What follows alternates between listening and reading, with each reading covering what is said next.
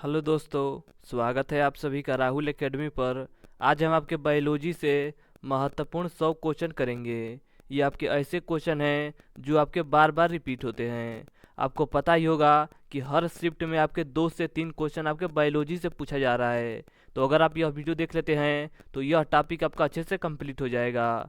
अगर आपको इसका पीडीएफ चाहिए तो नीचे टेलीग्राम का ग्रुप दिया गया है, वहाँ से ज्वाइन होकर इसका पीडीएफ प्राप्त कर सकते हैं। तो चलिए ये शुरू करते हैं।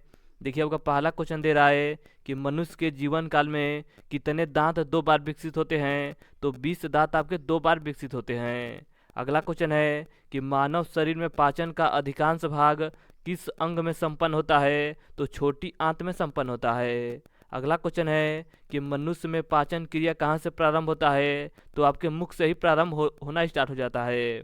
अगला क्वेश्चन है कि सर्वप्रथम रक्त परिसंचरण तंत्र का अध्ययन किसने किया था। तो विलियम हार्वे के द्वारा किया गया था। अगला क्वेश्चन है कि पेस मेकर का संबंध किससे है। तो पेस मेकर का संबंध आपके हृदय से होता है।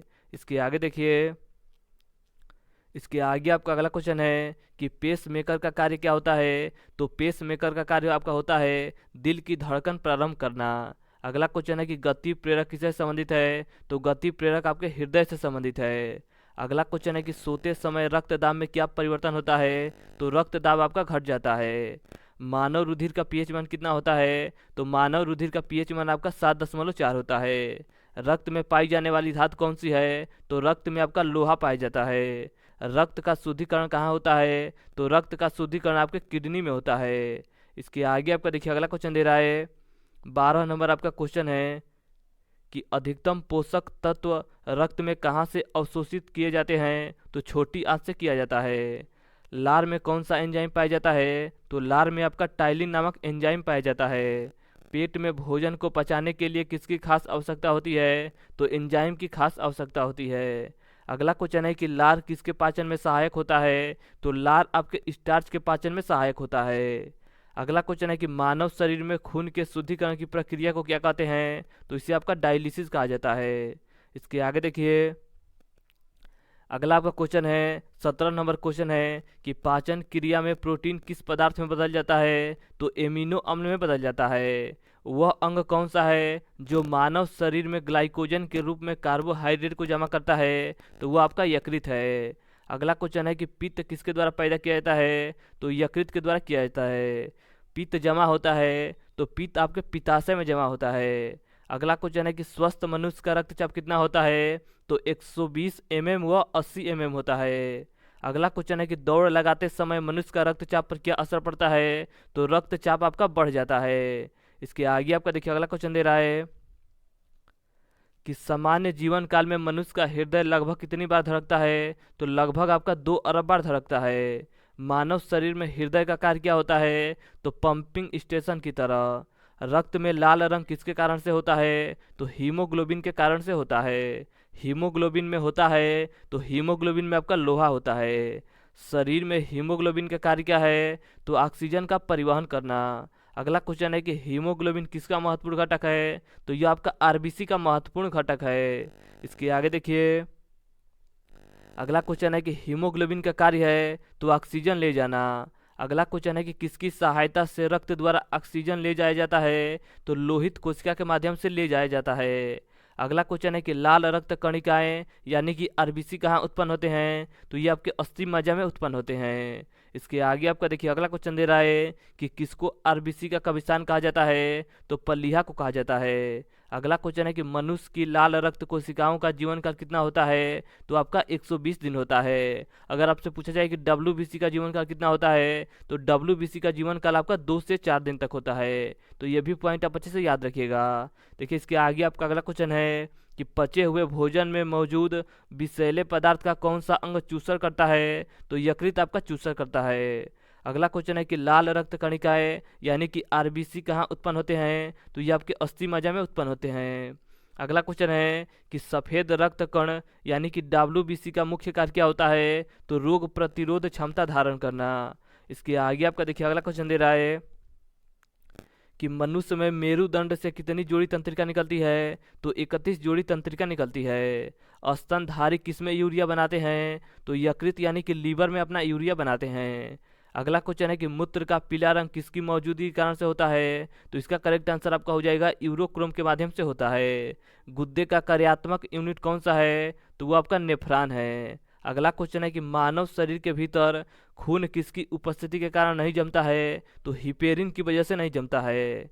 अगला आपका क्वेश्चन है कि रुधिर के प्लाज्मा में किसके द्वारा एंटीबॉडी निर्मित होती है? तो लिम्फोसाइट इसका करेक्ट आंसर हो जाएगा। इसके आगे देखिए, अगला आपका क्वेश्चन दे रहा है कि एंटीजन प्रतिजन एक ऐसा पदार्थ है जो प्रतिरक्षी के निर्माण को बढ़ावा देता है। अगला क्वेश्चन है कि अपोहन का प्रयोग किस क्रिया को पूरा करने के लिए होता है? तो इसका करेक्ट आंसर आपका हो जाएगा वृक्क को पूरा करने के लिए अपोहन का उपयोग किया जाता है। इसके आगे आपका देखिए अगला क्वेश्चन दे रहा है 45 नंबर क्वेश्चन है कि मानव शरीर में रक्तचाप नियंत्रित होता है तो अधिवृक्क ग्रंथि से। अगला क्वेश्चन है कि जीवन रक्षक हार्मोन किस ग्रंथि से स्रावित होता है? तो एड्रिनल ग्रंथि से स्रावित होता है। मानव शरीर की किस ग्रंथि को मास्टर ग्रंथि कही जाती है? तो पीयूष ग्रंथि को कहा जाता है। अगला क्वेश्चन है कि मनुष्य के शरीर की सबसे छोटी ग्रंथि कौन सी है? तो वो आपका पिट्यूटरी ग्रंथि है। अगला क्वेश्चन है कि गर्भाशय में शिशु के विकास की जानकारी हेतु किसका प्रयोग किया जाता है? तो अल्ट्रासाउंड का उपयोग किया जाता है। अगला क्वेश्चन है कि गाय और भैंसों के थानों में दूध उतारने के लिए किस हार्मोन की सुई लगाई जाती है? तो इसका करेक्ट आंसर आपका हो जाएगा ऑक्सीटोसिन का सुई लगाया जाता है। इसके आगे देखिए, अगला आपका क्वेश्चन है कि मायोग्लोबिन में कौन सा धातु होता है? तो मायोग्लोबिन में आपका तांबा धातु होता है।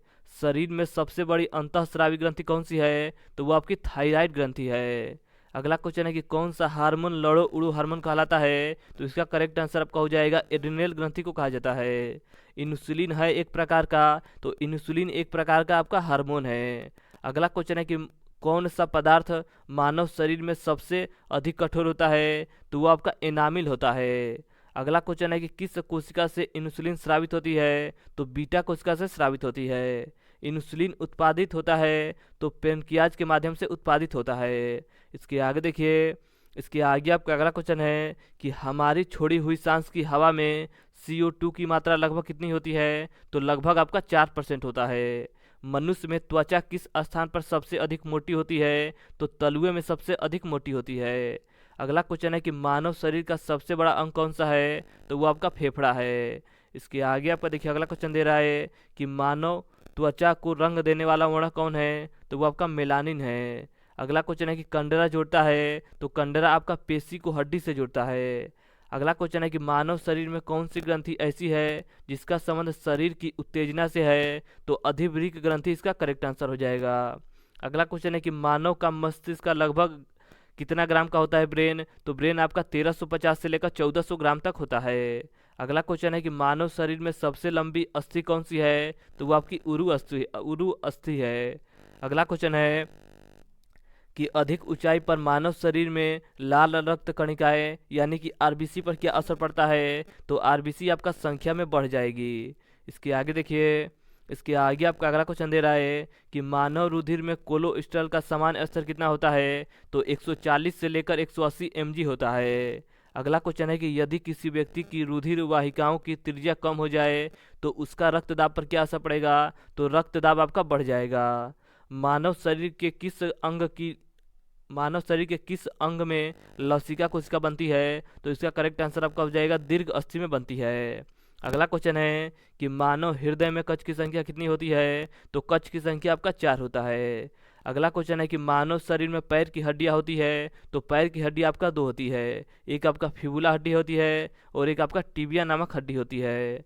इसके आगे आपका देखिए अगला क्वेश्चन दे रहा है कि कौन सी ग्रंथि सेक्स हार्मोन का स्रावित करती है? तो इसका करेक्ट आंसर आपका हो जाएगा एड्रिनल ग्रंथि करती है। जब एक व्यक्ति वृद्ध हो जाता है तो सामान्यतः उसका रक्तदाब पर क्या असर पड़ता है? तो रक्तदाब आपका घट जाता है। इसके आगे आपका देखिए अगला क्वेश्चन दे रहा है कि किस प्रक्रिया द्वारा ऑक्सीजन श्वसन के दौरान रुधिर में प्रवेश करती है और उसे फिर छोड़ देती है? तो इसका करेक्ट आंसर आपका हो जाएगा परासरण के माध्यम से। अगला क्वेश्चन है कि सेरेब्रम किससे संबंधित है? तो सेरेब्रम आपका ब्रेन से संबंधित है। और ब्रेन का वजन कितना होता है? तो ब्रेन का वजन आपका 1350 ग्राम से लेकर 1400 ग्राम तक होता है। अगला क्वेश्चन है कि मनुष्य के ब्रेन का सबसे बड़ा भाग कौन सा है? तो वो आपका प्रमस्तिष्क है। कौन सा रक्त समूह सर्वग्राही है? तो सर्वग्राही आपका ए बी है और सर्वदाता आपका ओ है। इसके आगे आपका देखिए अगला क्वेश्चन दे रहा है कि मनुष्य में कुल कितनी हड्डियां होती है? तो मनुष्य में आपका 206 हड्डी होती है। मनुष्य के खोपड़ी में कितनी अस्थियां होती है? तो 8 अस्थियां होती है। मनुष्य के शरीर में पसलियों के कितने जोड़े होते हैं? तो 12 जोड़े होते हैं। शरीर की सबसे प्रबल अस्थि कौन सी है? तो वो आपकी जबड़े की हड्डी है। अगला क्वेश्चन है कि मानव शरीर की सबसे छोटी हड्डी कौन सी है? तो सबसे छोटी हड्डी आपका स्टेपीज है, जो कि कानों में पाई जाती है। मानव शरीर की सबसे लंबी हड्डी कौन सी है? तो फीमर की हड्डी यानी कि जांघ की हड्डी है। अगला क्वेश्चन है कि मनुष्य के शरीर में पैरों की हड्डी होती है, तो पैरों की हड्डी आपकी खोखली होती है। इसके आगे आपका देखिए अगला क्वेश्चन दे रहा है कि टिबिया नामक हड्डी कहाँ पाई जाती है? तो देखिए पैर में 2 हड्डी पाई जाती है, एक आपका टिबिया पाई जाता है और एक आपका फिबुला पाया जाता है। दोनों आपके टांग में पाया जाता है। अगला क्वेश्चन है कि मानव शरीर के किस अंग की हड्डी सबसे लंबी होती है? तो वही आपकी फीमर यानी कि जांघ की हड्डी। अगला क्वेश्चन है कि वृद्धा अवस्था में मनुष्य की हड्डी क्यों कमजोर हो जाती है? क्योंकि उसमें आपका कैल्शियम की कमी हो जाती है। अगला क्वेश्चन है कि एथलीट को किससे जल्दी ऊर्जा प्राप्त होता है? तो एथलीट को आपका कार्बोहाइड्रेट से जल्दी ऊर्जा प्राप्त होता है। इसके आगे आपका देखिए अगला क्वेश्चन दे रहा है 90 नंबर क्वेश्चन है कि लंबे समय तक कठोर शारीरिक कार्य के पश्चात मांसपेशियों में थकान अनुभव होने का क्या कारण है? तो ग्लूकोज का अवक्षय। शरीर में ऊतकों का निर्माण किससे होता है? तो प्रोटीन से होता है। प्रोटीन को माना जाता है शरीर का निर्माण करने वाला। एंजाइम मूल रूप से क्या होते हैं? तो एंजाइम मूल रूप से आपके प्रोटीन होते हैं। अगला क्वेश्चन है कि जैविक सिस्टम में रासायनिक क्रिया की प्रक्रिया को तेज करने में उत्तरदायी पदार्थ है, तो वो आपका एंजाइम है। इसके आगे आपका देखिए अगला क्वेश्चन दे रहा है, अगला आपका क्वेश्चन है कि सोयाबीन में प्रोटीन का प्रतिशत होता है, तो 42% होता है। कैप्सूल का आवरण बना होता है, तो स्टार्च का बना होता है। शहद का प्रमुख घटक कौन सा है? तो वो आपका फ्रुक्टोज है। कौन सी शर्करा तत्काल ऊर्जा देती है? तो वो आपका ग्लूकोज देती है।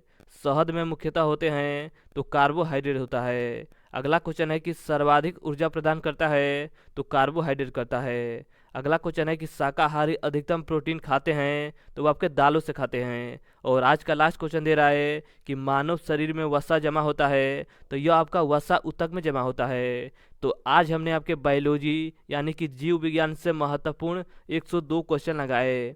ये आपके ऐसे क्वेश्चन हैं जो आपके बार बार रिपीट होते हैं। अगर आपको इसका पीडीएफ चाहिए तो नीचे टेलीग्राम का ग्रुप दिया गया है, वहाँ से ज्वाइन होकर इसका पीडीएफ प्राप्त कर सकते हैं। और अगर आपको वीडियो अच्छा लगता है तो वीडियो को लाइक और शेयर करना मत भूलिएगा। और अगर आपको किसी टॉपिक पर वीडियो चाहिए तो नीचे आप कमेंट करके बता सकते हैं। तो चलिए आज के लिए इतना ही, धन्यवाद।